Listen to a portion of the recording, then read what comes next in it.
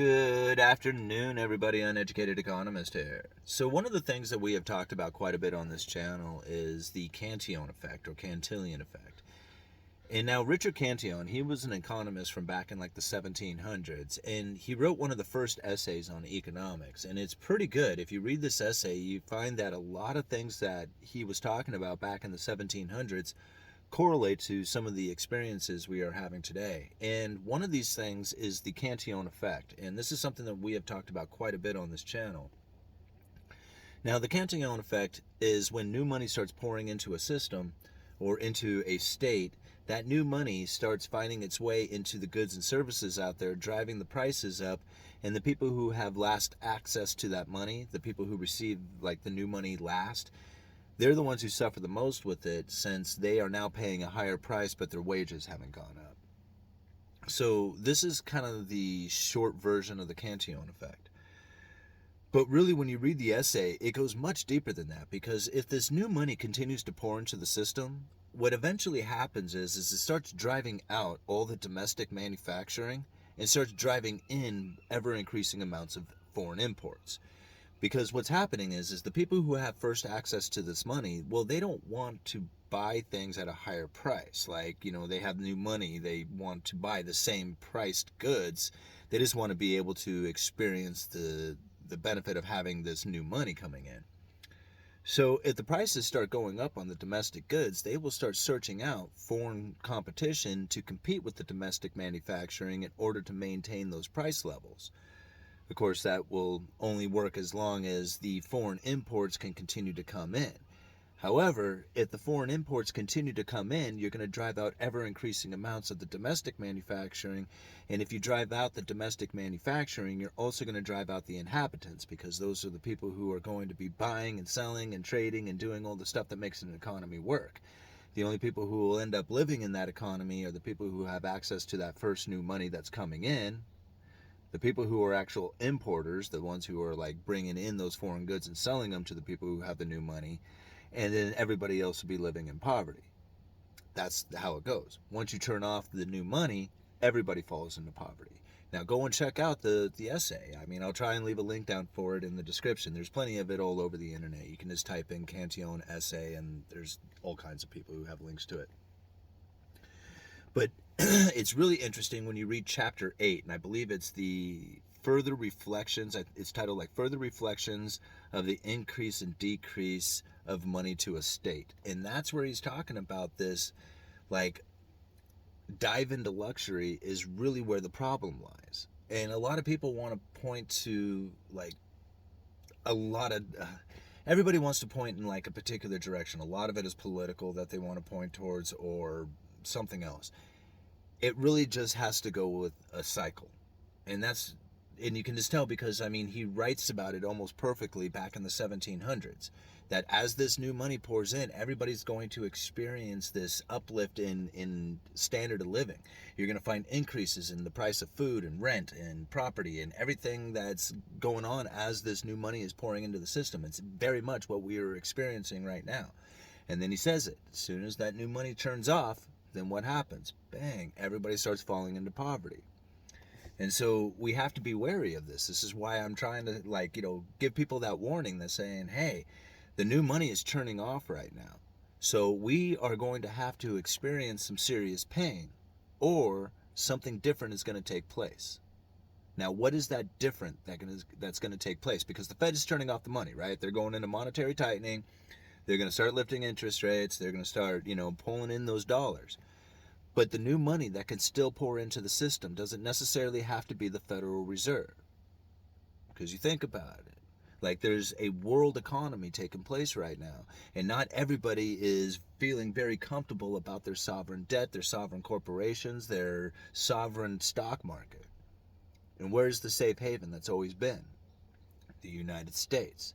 So what if people start pouring into the United States? That's new money coming in. That's like people loaning us money.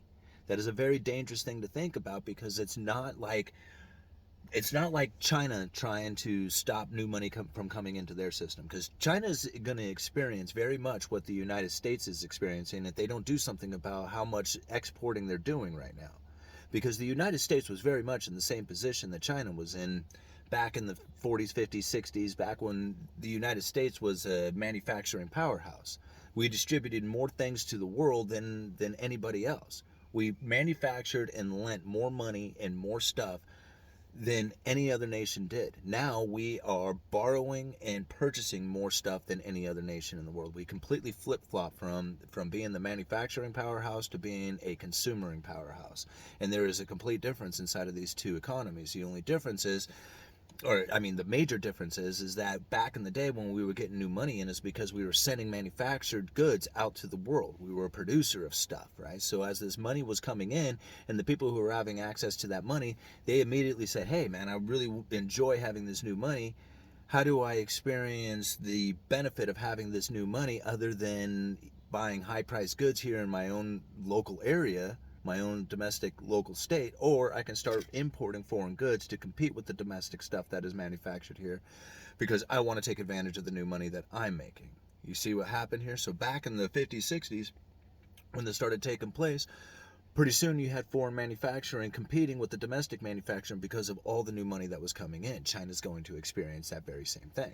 Now, here we are much later on in life, and we do not manufacture and export to the world like we once did. I mean, just go and look at the article, and you're going to see the gap between the imports and exports is growing quite large.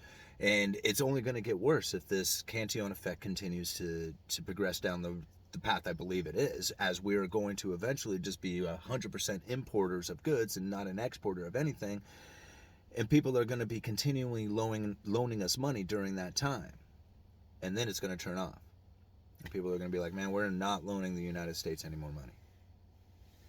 That is going to be a very dangerous position to be in because we're not going to be manufacturing anything at that point. Okay. So this is probably one of the things that they are very much concerned about. It's probably one of the things that China is very concerned about. I mean, you think about it, you would want to be like the manufacturer of all manufacturers, producer of everything, and exporting everything you got to the world because all this new money that's going to be pouring in, right? Because you would be like, king dog. The only problem with that is that it starts forcing people into luxury. And then once you start going into luxury, that's when all of a sudden the foreign competition starts coming in. And then pretty soon, you have the cycle happening. So it's going to take place. I mean, there's just no doubt about it. I just look at some of these cities, like these West Coast, these Western Coast cities here. Portland, Seattle, San Francisco, just pick them. Like, they're all there. These cities, they're where, like, the new money pours in first, right? This is where the new money comes in.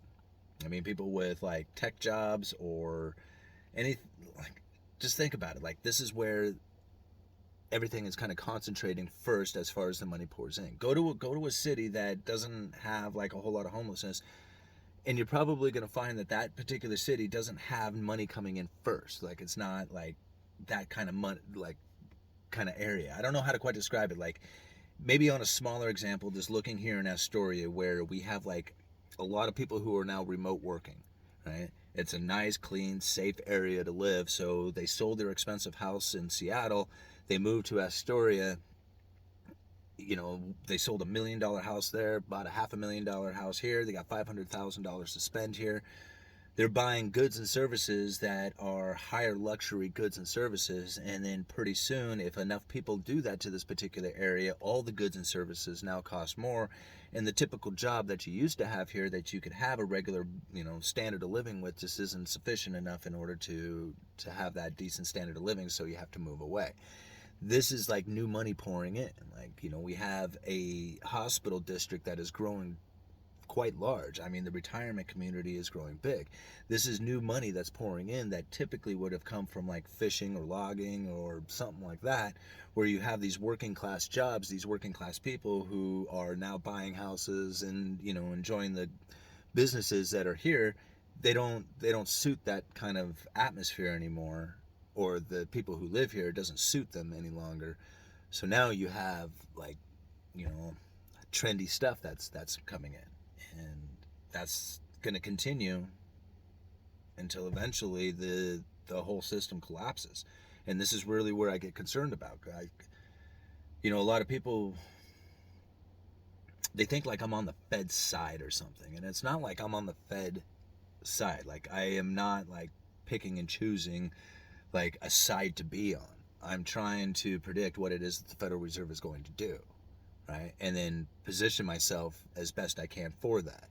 Now, what I see taking place around the world is a demand for the Federal Reserve liabilities that is growing huge. Okay? Think about that for just a minute. The demand for the Federal Reserve liabilities, those are the cash, it's the dollars, it's the thing that they have promised to pay. Right? Contracts around the world written in US dollars don't have anything to do with the United States. Doesn't have anything to do with United States corporations. Doesn't have anything to do with the United States in any form. But yet, these contracts are due in US dollars. They borrowed in US dollars and they're due in US dollars. And those contracts get used as if they are dollars. Like, get used like currency. Like, here, I will pay you with this contract that is due in dollars, and people accept it as if it's dollars. Think about how much trade is going around the world with this shadow currency. Think about when that goes and collapses, how much demand for dollars there's going to be out there. When people finally get frustrated with it and they say, okay, we're out of this dollar, we're moving into this other digital currency, or moving into something else. When that happens, there is going to be a huge liquidity issue as people are getting out of the dollar as quickly as they can, and there's just simply not going to be enough of them to cover every contract that's out there. People are going to suffer some serious pain from that. And that's what I'm talking about. I don't know how long into the future it's going to take, but it's going to happen at some point. And you have to be ready for this stuff. And people aren't going to be prepared for it when it happens, because what they're going to see is they're going to see the dollar strengthening to a point that they think, oh my gosh, look how good the dollar is. As people are trying to get out of these contracts and try and get a hold of as much cash as they can in order to pay these contracts off, the cash is going to be disappearing from the system. And it's going to cause the dollar to go way up in price, and then eventually it's going to collapse. And boom, nobody's going to want it anymore, and it's going to move on to something else, and we are going to experience the real crisis at that point. Uneducated economist, you guys let me know.